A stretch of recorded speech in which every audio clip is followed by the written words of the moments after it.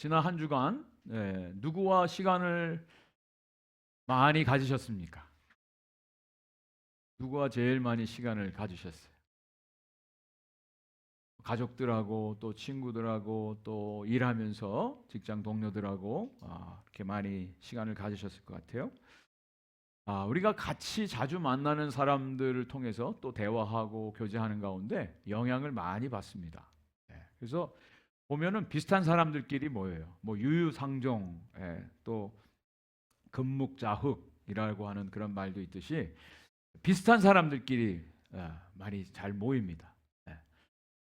그런데 그런 이유는 그 사람들이 편하기 때문에 대화하는데도 편하고 또 스스럼 없이 이야기들을 같이 나눌 수 있기 때문에 그런 사람들하고 만나길 원해요.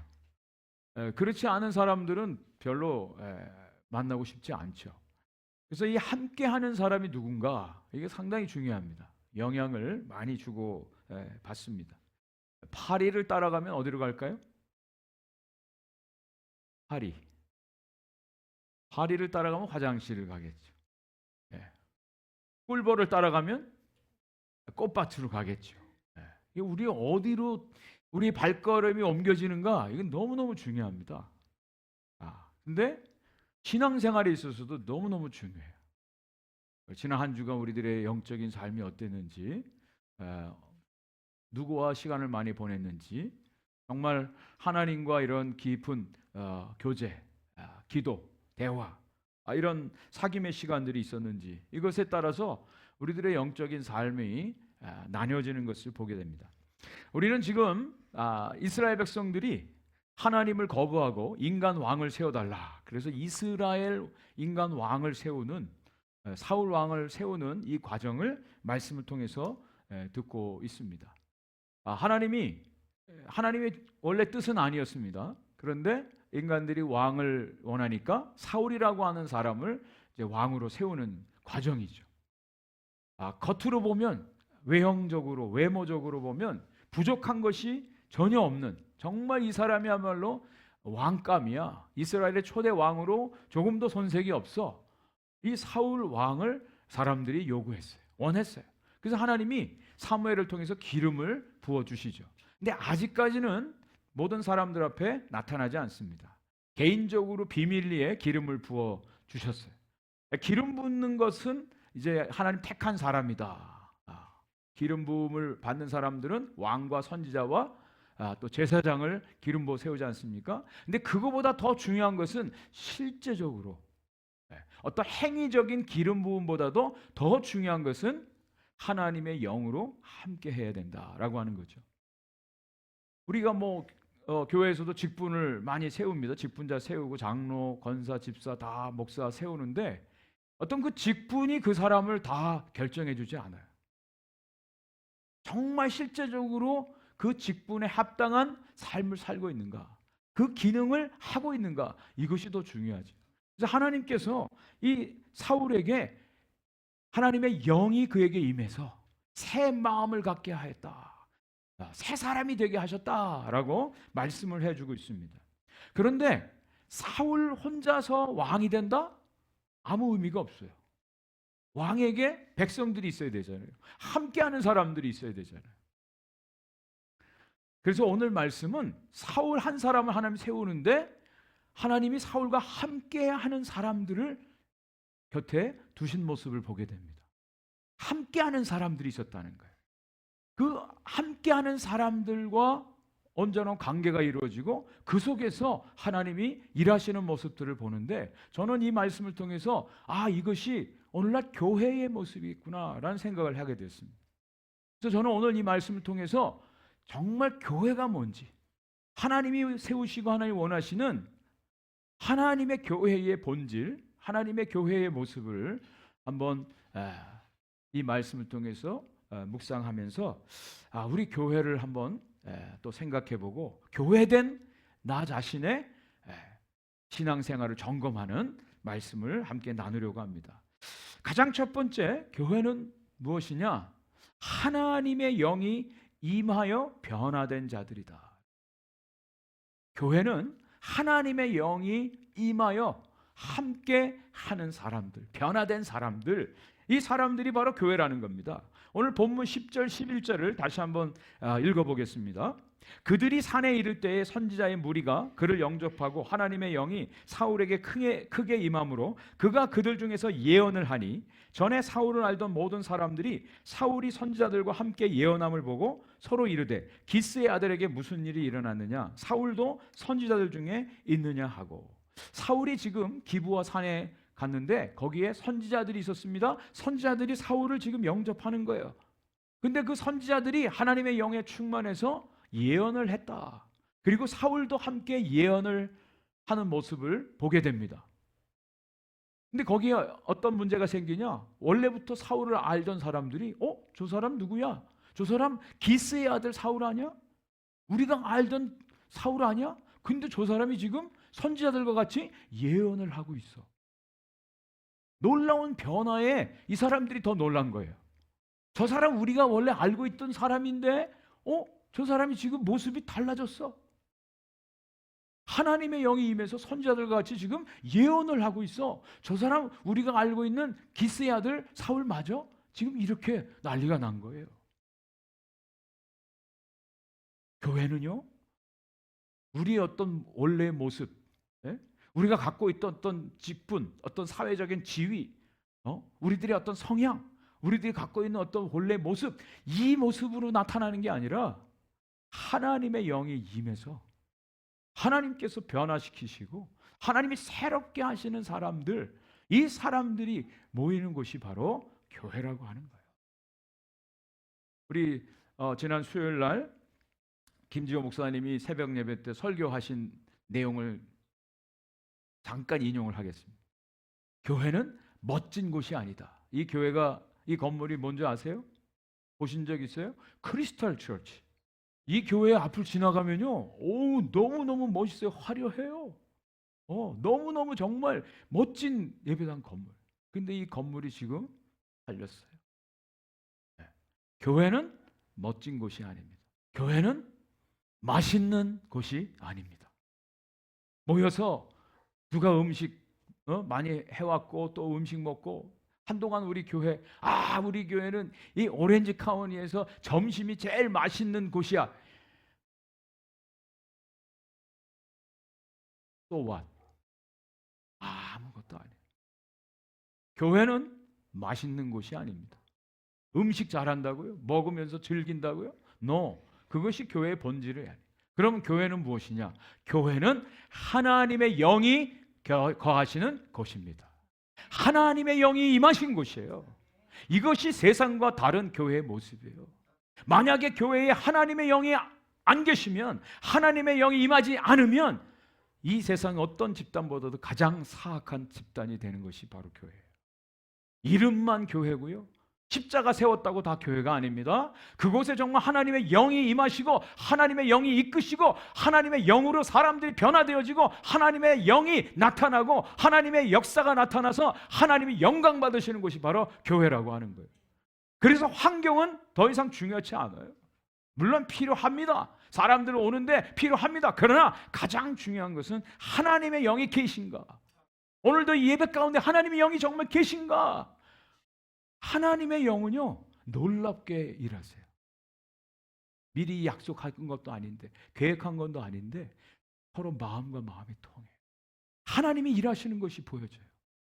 오늘도 이 예배 가운데 하나님의 영이 충만하고 우리의 심령이 지난 일주일 동안 답답하고 피곤하고 힘들고 여러 가지 어려운 일들로 지쳐있는, 낙심하고 절망했던 그 마음들이 하나님의 성령으로 회복되어지고 하나님을 찬양하고 다시 한번 위로부터 세임과 능력을 얻고 하나님의 자녀로 이 성전을 떠나가게 하시는 하나님의 놀라운 역사가 우리 가운데 있어지기를 간절히 축복합니다. 하나님의 성령이 계신 곳이 바로 교회예요. 이것이 세상과 다른 것입니다. 단순히 사람들이 모인 것이 아니에요. 여러분, 사람들이 모인 것은 어떻습니까? 다 모이면 자기 자랑 아닙니까? 다들 자기 자랑에 혈안이 되어지고 자기 멋대로 자기를 나타내려고 하는 게 세상의 사람들의 모습. 근데요, 정말 하나님의 영이 임하신 것에는 하나님이 역사하시고 하나님의 영에 의해서 이끌어 가시는 것을 보게 됩니다. 그런 의미에서 저는 우리 오픈도어 교회는 저는 분명히 믿어요. 저는 매주 그것을 봅니다. 매일매일 봅니다. 하나님의 영이 주인이시고 하나님이 역사하시는 것을 봅니다. 제가 의도한 것도 아니에요. 우리가 무슨 어떻게 계획한 것도 아니에요. 우리의 실력을 알잖아요. 우리 연약함을 알잖아요. 그런데 하나님이 이 가운데 함께 하시고 일하시는 것을 보게 돼요. 매주. 얼마나 신나고 감사한지. 자, 그래서요, 하나님의 영, 성령은 삼위일체. 하나님 여러분 아시죠? 삼위일체. 이건 기독교의 아주 신학의 가장 뼈대 중에 뼈대입니다. 하나님은 삼위로 계십니다. 그런데 한 분이세요. 역할이 달라요. 성부 하나님은 창세전부터 우리의 모든 구원을 계획하셨고 우리를 아시고 미리 택해 불러주시고 예정하시는 일을 하십니다. 성자 예수 하나님은 십자가에서 죽으심으로 우리의 모든 죄를 대속해 주시는 구속을 완성하셨어요. 그러면 성령 하나님, 성령께서 하시는 일은 우리로 하여금 그 예수 그리스도 하신 일을 믿게 하시고 받아들이게 하시고 하나님의 자녀가 되게 하시고 하나님의 자녀로 살아가게 하시고 그 구원을 마지막까지 완성시키는 일을 하나님의 성령이 하시는 거예요. 이 삼위일체 하나님이 우리의 모든 구원의 역사를 이루세요. 특별히 성령님, 하나님의 영이 어떤 일을 하시는가 성경 구절을 여러분들과 같이 함께 찾아보면서 여러분 정말 하나님의 영이 거하시는 곳에 어떤 일이 벌어지는가 그것을 여러분 아셔야 돼. 그래야 오늘도 하나님의 영이 일하시는구나 그걸 알 거 아니에요. 그죠? 하나님의 성령이 어떤 일을 하느냐 가장 첫 번째 성도들로 하여금 거듭나게 하시는 일이에요. 거듭나게 하세요. born again. 거듭나야 구원받는 거예요. 요한복음 3장 5절입니다. 같이 한번 읽어보겠습니다. 시작. 예수께서 대답하시되 진실로 진실로 내게 이르노니 사람이 물과 성령으로 나지 아니하면 하나님의 나라에 들어갈 수 없느니라. 이 말씀 믿으십니까? 믿으세요? 교회 다녀서 교회 구원받는 게 아니에요. 교회 다닌다고 천국 가는 게 아니에요. 거듭나야 돼요. born again 해야 돼요. 물과 성령으로 거듭나야 하나님 나라에 들어갈 수 있다고 성경 분명히 말씀하고 있습니다. 여러분 그래서 교회 다니는 사람도 마지막 날 하나님 앞에 심판대 앞에 설 때 구원받지 못하는 사람도 많아요. 중요한 것은 내가 정말 거듭났는가 이게 중요해요. 여러분 우리 자녀들도 이 땅에 태어나야만 사람으로서 살아가는 거 아니에요? 영적인 탄생을 분명히 말하고 있습니다. 성령이 하시는 일을 우리가 거듭나게 하신다. 거듭나게 하신다. 그 거듭남의 가장 중요한 내용이 뭐냐면 회개하게 하십니다. 회개하게 하는 일을 성령이 하세요. 사도행전 2장 38절입니다. 베드로가 이르되 너희가 회개하여 각각 예수 그리스도의 이름으로 세례를 받고 죄 사함을 받으라. 그리하면 성령의 선물을 받으리니. 네. 오순절 성령이 임하고 베드로가 설교할 때 수많은 사람들이 회개하고 예수를 믿게 되는데요. 회개라고 하는 것은 일생에 한 번입니다. 한 번입니다. 우리 인간이 자기 스스로가 왕이 돼서 나의 길을 가다가 이것이 잘못된 길이고 죄의 길이라는 것을 깨닫고 하나님께로 돌이키는 것, 이것을 회개라고 말합니다. 그런 의미에서 회개는 일생에 한 번입니다. 한 번. 그 회개를 하게 하시는 분이 누구예요? 성령이 하세요. 성령이 임해야 회개가 됩니다. 여러분, 내가 회개해야지. 목사님이 회개하라고 했으니까 회개해야지. 그렇게 해서 회개가 안 됩니다. 성령이 임해서 정말 내가 죄인 중에 괴수라고 하는 것을 깨닫고 내 힘으로는 구원받을 수 없다라고 하는 것을 깨닫고 철저하게 나의 모든 삶을 버리고 하나님께로 향하는 것, 그것이 회개예요. 이 회개의 역사가 있어야 진정한 신앙이, 구원이 그때부터 시작이 되어지는 거예요. 이것을 누가 하시느냐? Holy Spirit, 하나님의 영이 하게 하신다는 거예요. 그리고 born again의 두 번째 내용은 뭐냐면 믿음입니다. 예수 그리스도에 대한 믿음이에요. 고린도전서 12장 3절 말씀입니다. 같이 한번 읽겠습니다. 시작. 그러므로 내가 너희에게 알리노니 하나님의 영으로 말하는 자는 누구든지 예수를 저주할 자라 하지 아니하고 또 성령으로 아니하고는 누구든지 예수를 주시라 할 수 없느니라. 여러분 예수 그리스도가 여러분의 유일한 구세주 되심을 믿으십니까? 믿으세요? 정말 그분이 여러분의 인생의 유일하신 주님이란 사실을 믿으세요? 이거는 우리 인간 의지로 할 수 없어요. 지식으로 할 수 없는 거예요. 성령이 우리 안에 들어오셔야만 예수 그리스도를 믿고 구주로 고백하게 되어 있습니다. 그래서 우리가 예수를 믿는 게 아니라 하나님에 의해서 믿어지게 하시는 거예요. 하나님의 역사입니다. 하나님의 역사요. 기적 중에 기적이 바로 우리가 예수 그리스도를 믿게 되었다라고 하는 거예요. 왠 줄 아세요? 여러분 예수 그리스도를 본 적 있습니까? 예수님이 한국 분도 아니에요. 2000년 전에 그 예루살렘에서 십자가에 못 박혀 죽으신 분이에요. 유대인이에요. 한 번도 본 적도 없어요. 시간적으로 갭도 있습니다. 그런데 오늘날 저와 여러분들이 그 예수를 지금 믿고 천국 백성으로 살아간다는 거예요. 말 같지도 않은 이야기예요.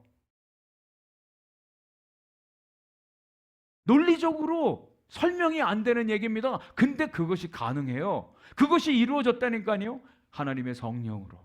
오직 하나님의 성령으로만이 우리가 예수 그리스도를 믿게 되어 있어요. 그래서 아까 우리 전도에 대해서 기도하셨는데 우리가 정말 전도할 때 복음을 전합니다. 예수 그리스도를 전합니다. 그런데 믿게 하시는 분이 우리가 아니에요. 하나님의 성령이에요. 하나님 성령이 역사하지 않으면 예수를 믿을 자가 한 사람도 없습니다. 우리의 어떤 말빨로 설득력으로 예수를 믿게 하는 게 아니에요. 전도하는 게 아니에요. 그런데 말 같지도 않은 이야기 예수 그리스도 한마디 던졌는데 그것이 그 사람 심령에 비수같이 꽂혀서 그 사람이 예수를 믿게 되어지고 하나님의 자녀가 되어지는 놀라운 기적의 역사들이 일어나요. 이게 전도예요. 이것이 하나님의 비밀한 역사예요.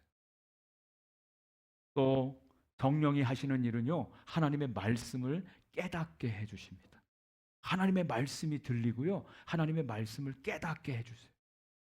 요한복음 16장 13절입니다. 그러나 진리의 성령이 오시면 그가 너희를 모든 진리 가운데로 인도하시리니 그가 스스로 말하지 않고 오직 들은 것을 말하며 장래일을 너희에게 알리시리라. 성령이 우리를 진리의 말씀으로 인도해 주신대요. 지난주에 우리 전도 훈련 받는데 집사님이 그런 고백을 하세요. 어떻게 예수를 믿게 되셨습니까? 다 여쭤봤더니 예수란 예자도 모르던 분이 그냥 교회 가라고 그래서 교회 갔는데 어느 날 그 말씀이 들리더라는 거예요. 그 말씀이 들리더래요. 이해가 되더래요. 그 말씀이 믿고 싶고 그 예수 그리스도를 믿게 되었노라고 그런 고백을 하세요. 네, 그 말이 맞아요. 정답이에요. 우리가 여러분들이 정말 귀로 듣는 게 아니라 하나님의 말씀이 하나님에 의해서 여러분 들려져야만 이 말씀을 깨닫게 되어 있어요. 우리가 무엇을 믿는지를 바로 알게 되어 있어요.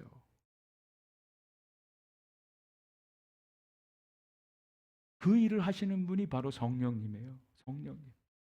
말씀이 깨달아지고 말씀이 들려지고 그 말씀을 더 듣고 싶고 그 말씀을 더 알고 싶고 그 말씀을 따라 살고 싶고 순종하고 싶고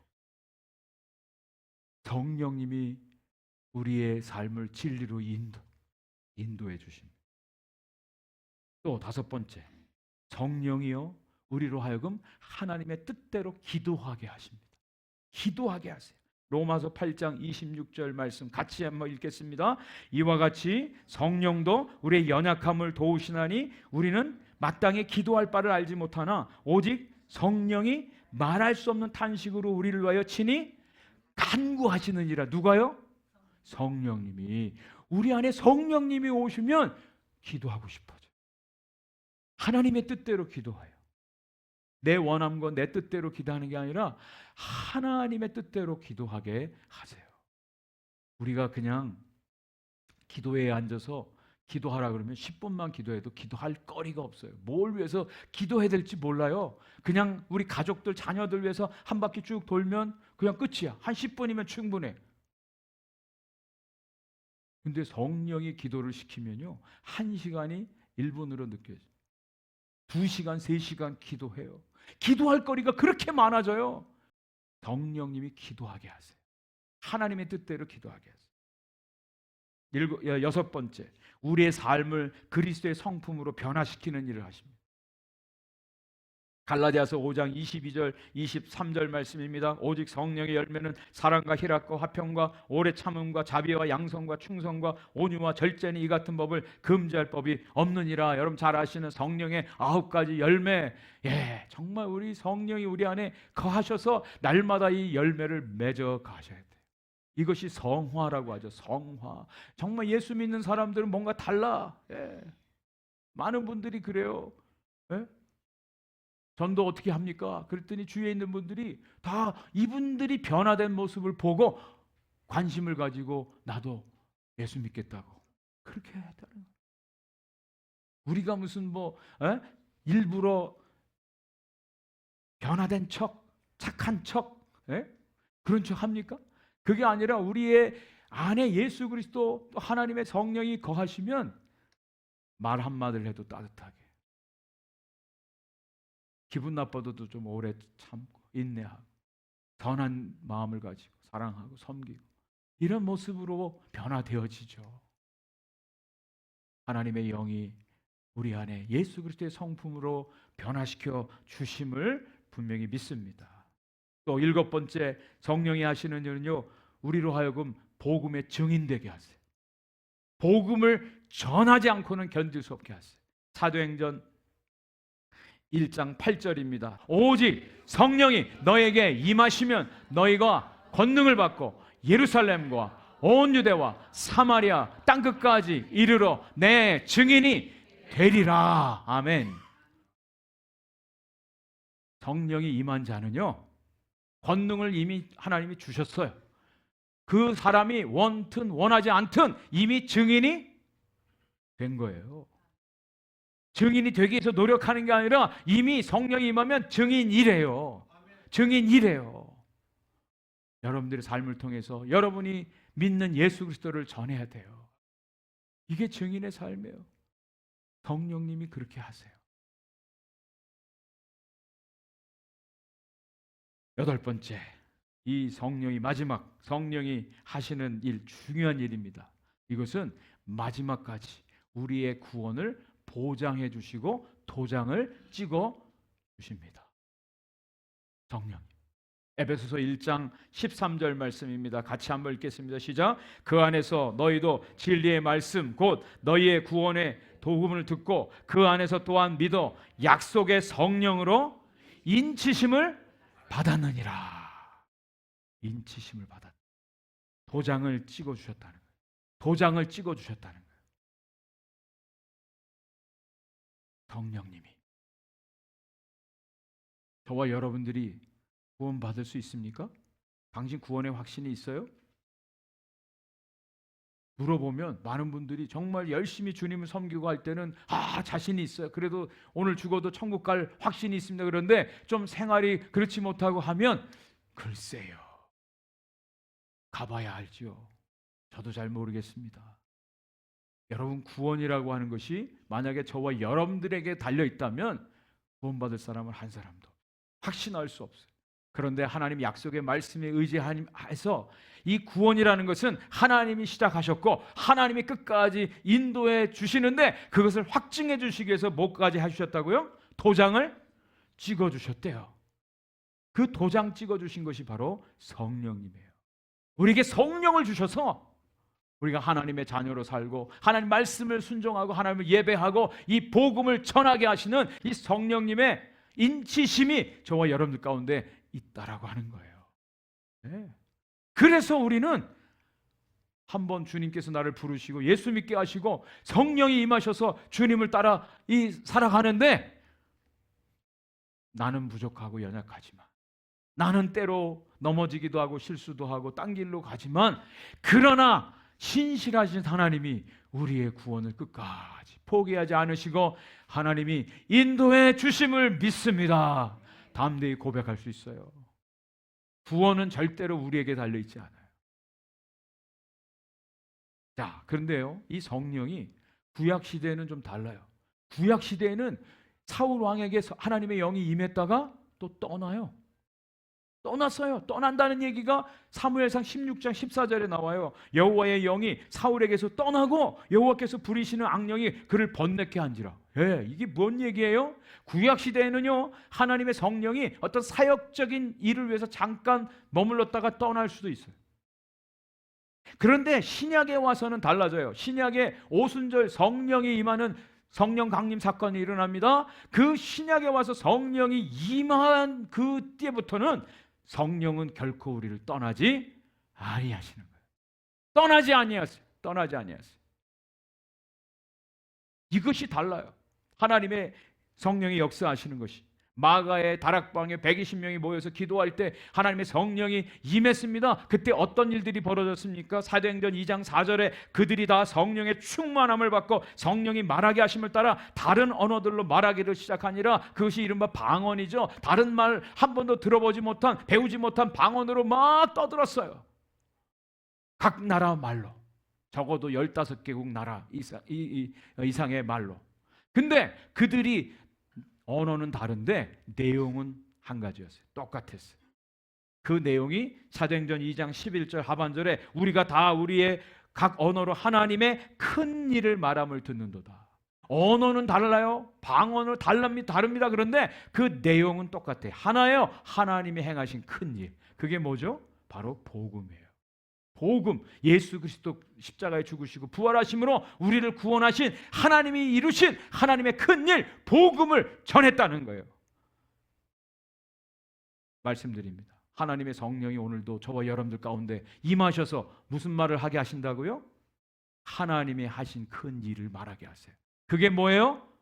복음이에요. 복음을 말하게 하시는 거예요. 그래서 여러분, 교회 안에서 우리가 함께 나누고 함께 선포하고 함께 서로 격려하고 세워줄 말씀이 바로 뭐예요? 복음이에요. 복음.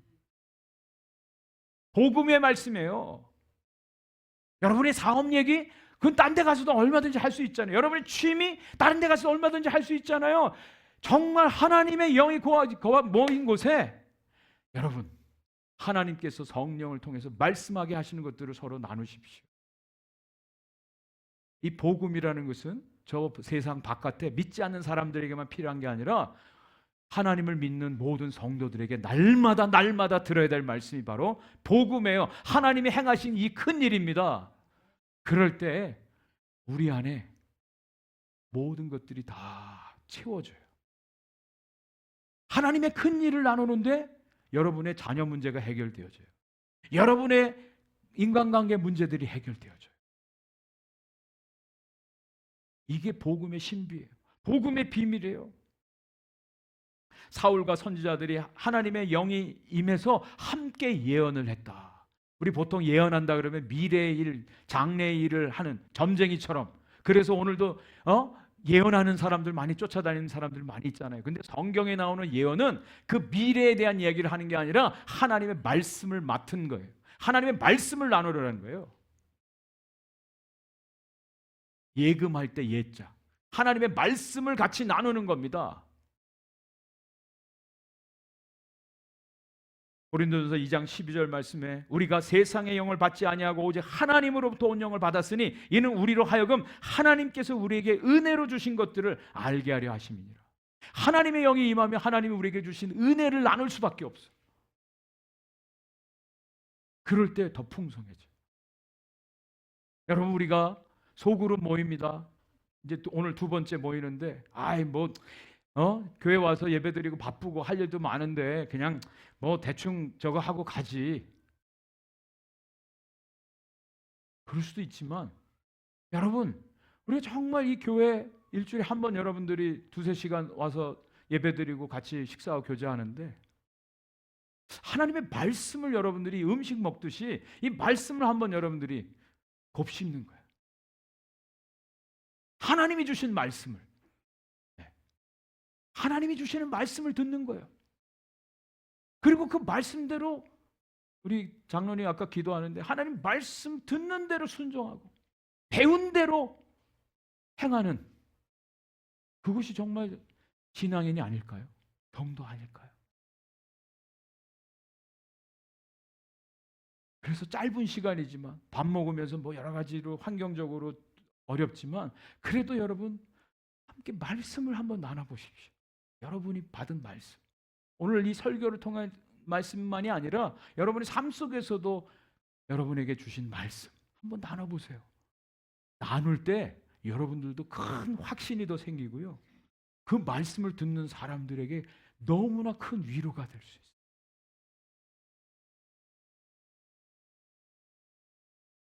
자,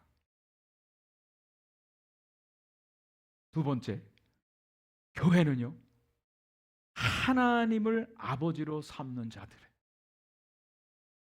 교회는 하나님을 아버지로 삼은 자들. 오늘 12절 13절 말씀 보면요, 그곳에 어떤 사람은 말하여 이르되 그들의 아버지가 누구냐 한지라. 그러므로 속담이 되어 이르되 사울도 선지자들 중에 있느냐 하더라. 사울이 예언하기를 마치고 산당으로 가니라. 네, 여전히 사울이 막 예언하니까 아버지가 누구야? 저들의 아버지가 누구야? 어디 소속이야? 그 말이에요. 누구 아버지 뭐 하시노? 여러분 이 장면을 아세요? 친구라는 영화에 누구 아버지 뭐 하시노? 세상에서도 누구 아버지 뭐 하나? 그 물어봐요. 그 얘기는 아버지 직업 물어보는 게 아니라 너 어디 소속이야? 너 어느 편이야? 이게 너무너무 중요해요. 어디 소속이야? 누구 아버지 누구야? 이것이요 영적인 삶에도 얼마나 중요한지 몰라요. 누구 아버지 뭐 하시노? 너 어디 소속이야? 교회는 하나님을 아버지로 섬기는, 하나님을 아버지로 삼고 살아가는 하나님의 자녀들의 모임이에요. 로마서 8장 14절부터 16절 말씀에 무릇 하나님의 영으로 인도함을 받는 사람은 곧 하나님의 아들이라. 너희는 다시는 무서워하는 종의 영을 받지 아니하고 양자의 영을 받았으므로 우리가 아빠 아버지라고 부르짖느니라. 성령이 친히 우리의 영과 더불어 우리가 하나님의 자녀인 것을 증언하시느니라. 우리가 하나님의 자녀, 성령이 그것을 또 증언하신다. 여러분, 근데 이 세상에는 두 종류의 사람들이 존재합니다. 아버지가 누구냐에 따라서 두 종류의 사람들밖에 없어요. 첫째, 우리가 믿는 하나님을 아버지로 삼고 살아가는 사람, 하나님의 자녀들이 있고요. 두 번째, 마귀를 자기 아버지라고 삼고 살아가는 사람. 둘밖에 없습니다. 둘밖에 없습니다.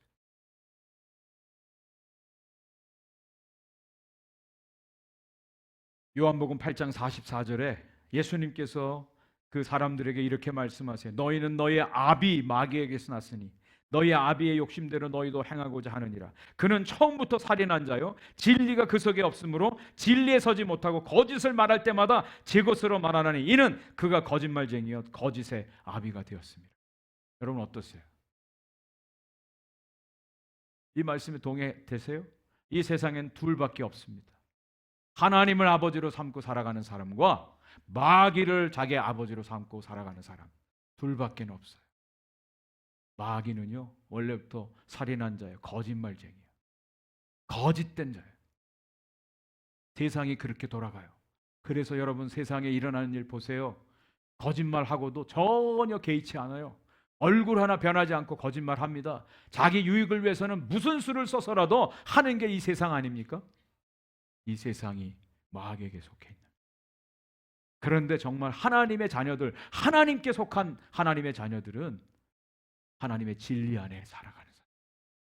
손해나도 하나님의 진리를 따라가는 사람들. 어려워도 힘들어도 이 길을 걸어가는 사람들이죠. 여러분 분명히 묻습니다. 여러분 아버지 누구십니까? 어디에 속해 살아가십니까?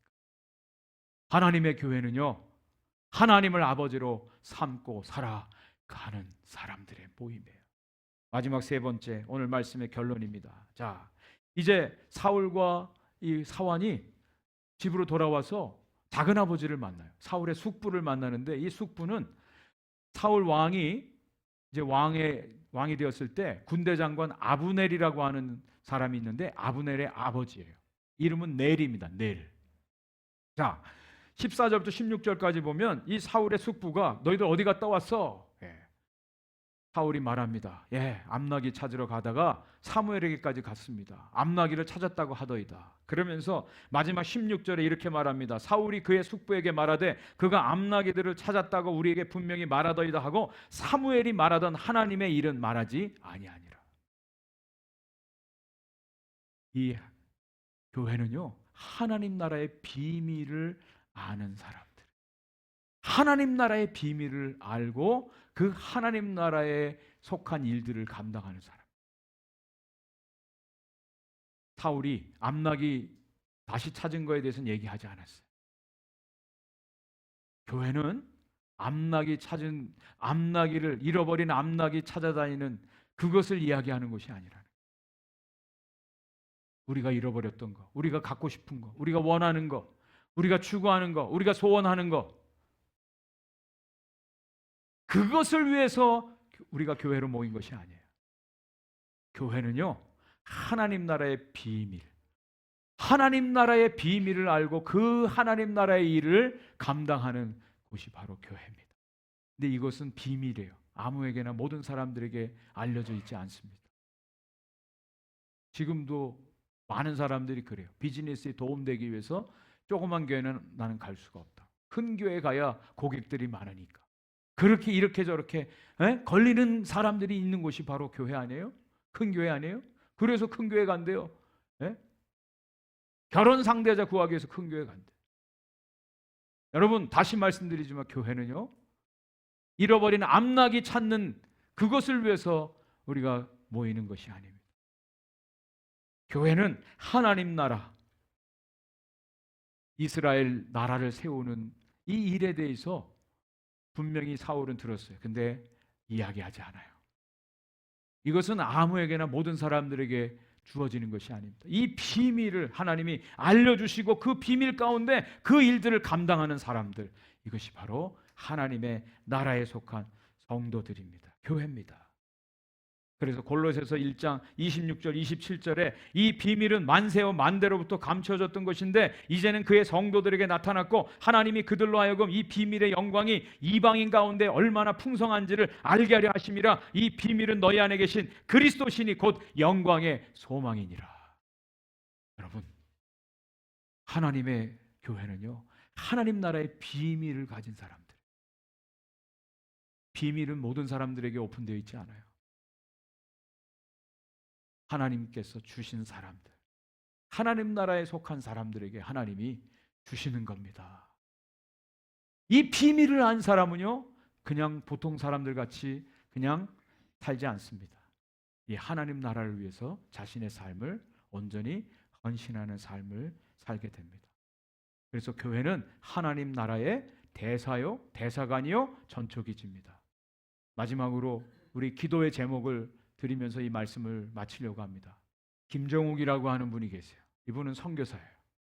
지금으로부터 11년 전에 북한 탈북자들 사역하다가 북한 당국에 잡혀서 지금까지 억류 상태에 있습니다. 4,000일이 넘었어요. 억류 상태. 또 다음 사진. 또 김국기라고 하는 이분도 선교사예요. 이분도 10년이 됐습니다. 또 최춘길이라고 하는 선교사님도 비슷한 시기에 억류돼서 지금도 나오지 못하고 있어요.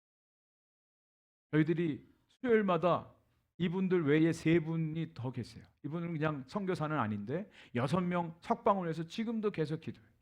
계속 기도해요. 한 번도 만나본 적도 없어요. 이분들이 왜 거기 가서 잡혀야 되고 고생을 해야 될까요? 이분들도 가족이 있어요. 편하게 살고 싶은 마음도 있고 자유도 있어요. 근데 이거 다 내려놓고 가서 그 사역하다가 잡혀서 지금 10년째 억류 상태에 있어요. 수많은 선교사님들이 지금 나가서 사역을 하고, 뭐 선교사뿐 아니라 이곳에 살면서도 정말 하나님 나라의 비밀을 깨닫고 그 일에 자신의 삶을 드리는 사람들이 있습니다.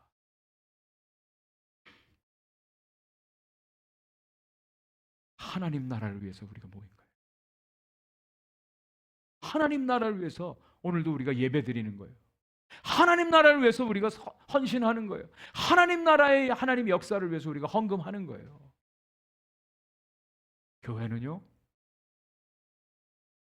잃어버린 암나귀 찾으러 다니고 그것을 추구하면서 살아가는, 그것을 추구하고 그것을 목표로 하는 것이 아니라 하나님이 원하시는 하나님 나라의 비밀을 알고 하나님의 나라에 속해서 그 일을 감당하는 사람들의 모임입니다. 우리 교회가 그런 교회가 되기를 간절히 소원합니다.